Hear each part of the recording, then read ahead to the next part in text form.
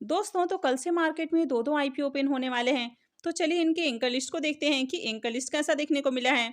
इसके साथ ही इनके प्रीमियम को भी देखेंगे और जानेंगे कि आपको इन दोनों में से किस में अप्लाई करना चाहिए।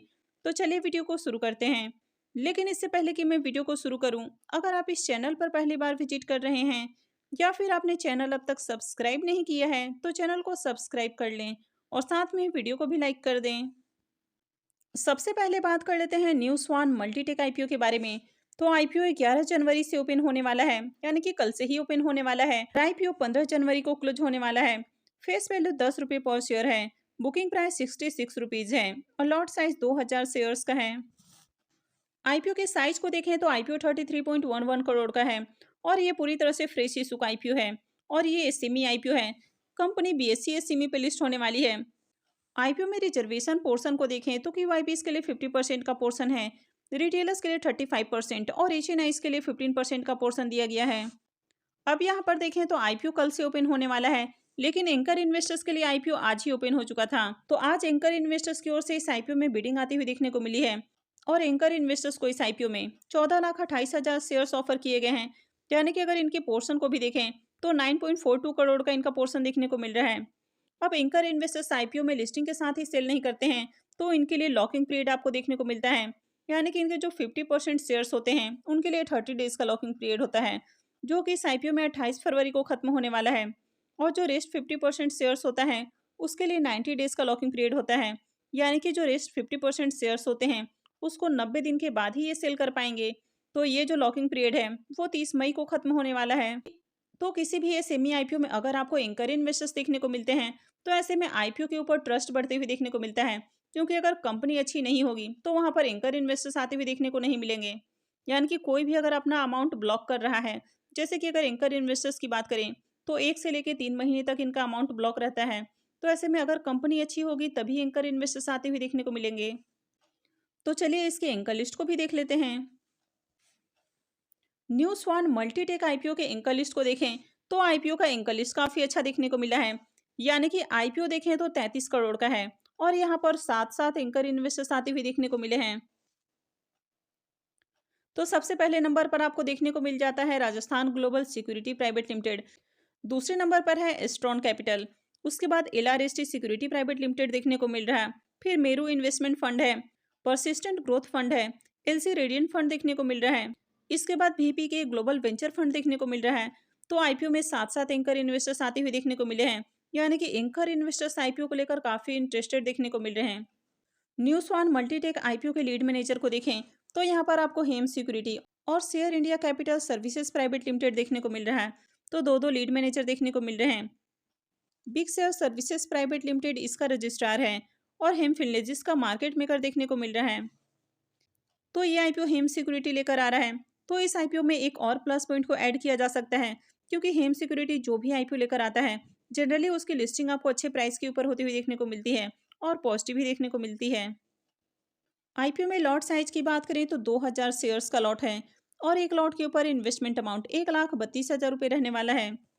अब इस आईपीओ में कंपनी के प्रमोटर्स की होल्डिंग को देखें तो अभी कंपनी के प्रमोटर्स की होल्डिंग 100% देखने को मिल रही है और आईपीओ आने के बाद कंपनी के प्रमोटर्स की होल्डिंग 73.62% रहने वाली है। तो कंपनी के जो प्रमोटर्स की होल्डिंग है वो भी काफ़ी अच्छी देखने को मिल रही है। और मैंने ऑलरेडी इस आईपीओ के ऊपर रिव्यू वाली वीडियो भी बना रखी है, तो अगर आपने रिव्यू वाली वीडियो को नहीं देखा है तो उसका लिंक मैं वीडियो के डिस्क्रिप्शन में दे दूंगी, वहां से जाकर आप वीडियो को देख सकते हैं। तो अगर कंपनी के बिजनेस और फाइनेंशियल की बात करें तो ये दोनों ही काफ़ी अट्रैक्टिव देखने को मिल रहे हैं। और ये जो आईपीओ है ये आपको रिजनेबल प्राइस के ऊपर भी आते हुए देखने को मिल रहा है। तो चलिए अब देख लेते हैं कि इसका ग्रे मार्केट में प्रीमियम किस प्राइस पे ट्रेड कर रहा है और आगे अप्लाई करना है या फिर नहीं करना है। न्यू स्वान मल्टीटेक आईपीओ की भी बात करें तो इसका प्रीमियम 37 रुपीज़ के ऊपर देखने को मिल रहा है और आईपीओ में 2000 शेयर्स का लॉट है। इसका मतलब है कि आईपीओ से करीब 74,000 रुपये का प्रॉफिट हो सकता है। अगर इसके प्रीमियम को भी देखें तो इसका प्रीमियम 56% के ऊपर देखने को मिल रहा है। तो इसका प्रीमियम देखें तो 50% से ऊपर देखने को मिल रहा है। आईपीओ में कई सारे आपको प्लस पॉइंट देखने को मिले हैं, जैसे कि अगर कंपनी के बिजनेस और फाइनेंशियल की बात करें तो ये दोनों ही अट्रैक्टिव देखने को मिल रहे हैं। ये जो आईपीओ है ये हेम सिक्योरिटी लेकर आ रहा है और अगर इनके एंकर लिस्ट को देखें तो आईपीओ का एंकर लिस्ट भी जबरदस्त देखने को मिल रहा है। तो यहाँ पर कई सारे आपको प्लस पॉइंट देखने को मिल रहे हैं। तो अगर आगे मार्केट में अच्छी आपको डिमांड देखने को मिलती है, यानी कि आईपीओ में बढ़िया सब्सक्रिप्शन आते हुए देखने को मिलते हैं, तो यहाँ पर डेफिनेटली अप्लाई करना है। वैसे ओवरऑल बात करें तो आईपीओ काफ़ी पॉजिटिव देखने को मिल रहा है, तो इस आईपीओ में अप्लाई किया जा सकता है। लेकिन अगर आप किसी भी आईपीओ में अप्लाई करते हैं तो आपको डे 1 में अप्लाई करने की जल्दी नहीं होनी चाहिए। ऐसा नहीं है कि अगर आप डे 1 में अप्लाई करते हैं तभी आपको अलॉटमेंट मिलती है। आईपीओ 3 दिन ओपन रहता है। अगर ऐसा होता कि आईपीओ में जो डे 1 में अप्लाई करता उन्हीं को अलॉटमेंट मिलती है, तो फिर तीसरे दिन लोग आईपीओ में अप्लाई ही नहीं करते। तो ऐसा बिल्कुल भी नहीं है कि जो तीसरे दिन आईपीओ में अप्लाई करते हैं उनको अलॉटमेंट नहीं मिलती है। तो चलिए अब देख लेते हैं नेक्स्ट आईपीओ को। नेक्स्ट आईपीओ है ऑस्ट्रेलियन प्रीमियम सोलर आईपीओ। ये आईपीओ भी 11 जनवरी यानी कि कल से ही ओपन होने वाला है और ये भी 15 को क्लोज होगा। फेस वैल्यू 10 रुपये पर शेयर है। बुकिंग प्राइस 54 रुपीज़ है और लॉट साइज 2000 शेयर्स का है। आईपीओ के साइज को देखें तो आईपीओ 28.08 करोड़ का है और ये भी पूरी तरह से फ्रेश इशू का आईपीओ है और ये भी एसएमई आईपीओ है। कंपनी एनएसई एसएमई पे लिस्ट होने वाली है। इस आईपीओ में भी रिजर्वेशन पोर्शन को देखें तो यहाँ पर भी सेम पोर्शन देखने को मिल रहा है, यानी कि यहाँ पर भी क्यूआईबीज के लिए 50% का पोर्शन है, रिटेलर्स के लिए 35% और एचएनआईज के लिए 15% का पोर्शन है। इस आईपीओ के लीड मैनेजर को देखें तो B line capital advisor private limited ये इसका लीड मैनेजर हो जाता है।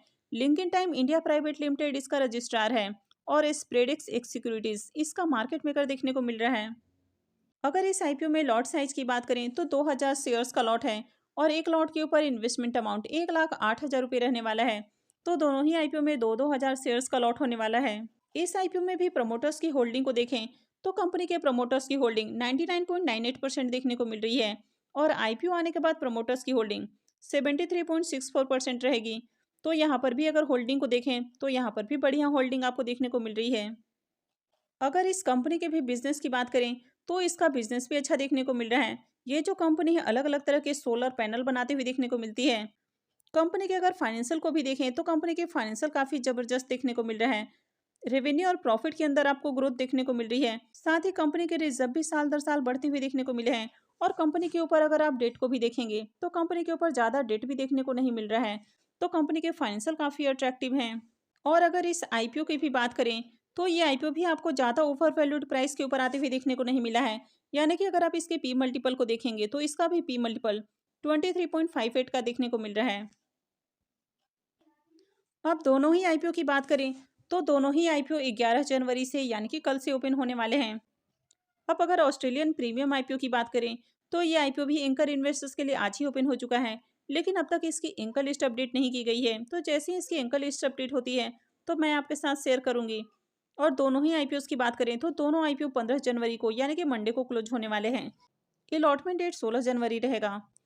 रिफंड डेट की बात करें तो 17 जनवरी रहने वाला है और क्रेडिट डेट भी 17 जनवरी रहेगा और आईपीओ की लिस्टिंग 18 जनवरी को होने वाली है।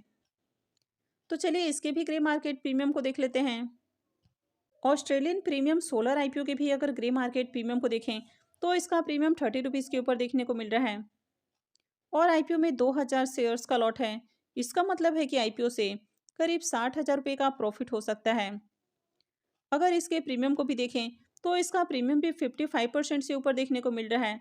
तो इसका प्रीमियम भी आपको अट्रैक्टिव प्राइस के ऊपर देखने को मिल रहा है। कंपनी और कंपनी के फाइनेंशियल की बात करें तो यहाँ पर भी आपको दोनों ही अच्छे देखने को मिल रहे हैं।